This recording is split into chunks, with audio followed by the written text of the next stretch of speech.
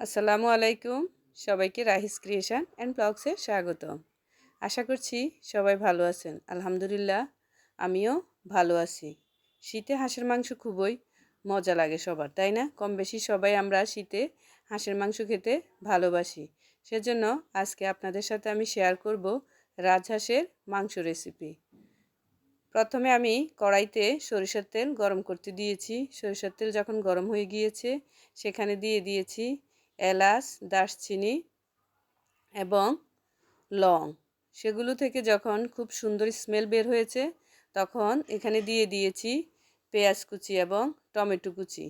পেঁয়াজ এবং টমেটো কুচি একটু ভেজে নিয়ে সেখানে দিয়ে দিয়েছি এখানে 3 টেবিল চামচ রসুন বাটা এবং 3 টেবিল চামচ আদা বাটা।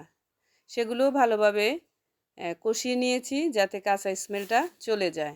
এরপরে এখানে দিয়ে দিয়েছি 3 টেবিল চামচ হলুদের গুঁড়া এবং 4 টেবিল চামচ মরিচের গুঁড়ো। হলুদ এবং মরিচের গুঁড়ো দেওয়ার পর সেগুলো ভালোভাবে মিশিয়ে কষিয়ে নিয়েছি। এরপরে দিয়ে দিয়েছি বাসায় বানানো মশলা। মশলা দেওয়ার পর মশলাও এখানে আমি দিয়ে দিয়েছি 4 টেবিল চামচ। এরপর দিয়ে দিয়েছি 1 টেবিল চামচ গরম মশলার গুঁড়ো। এরপর মশলাটা ভালোভাবে কষানোর জন্য দিয়ে দিয়েছি এখানে পানি।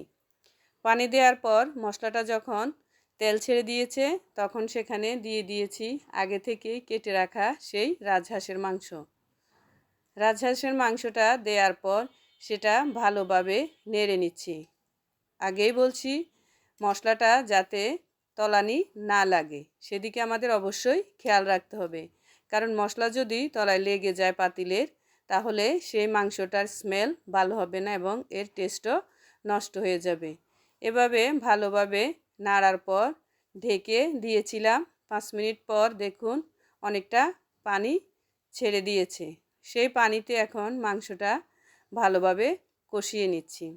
মাংসটা ভালোভাবে কষানো হওয়ার পর সেখানে দিয়ে দিয়েছি কয়েকটা আলু, কারণ বাচ্চারা আমরা বড়রা সবাই কিন্তু আলু দিয়ে হাঁসের মাংস খেতে পছন্দ করি।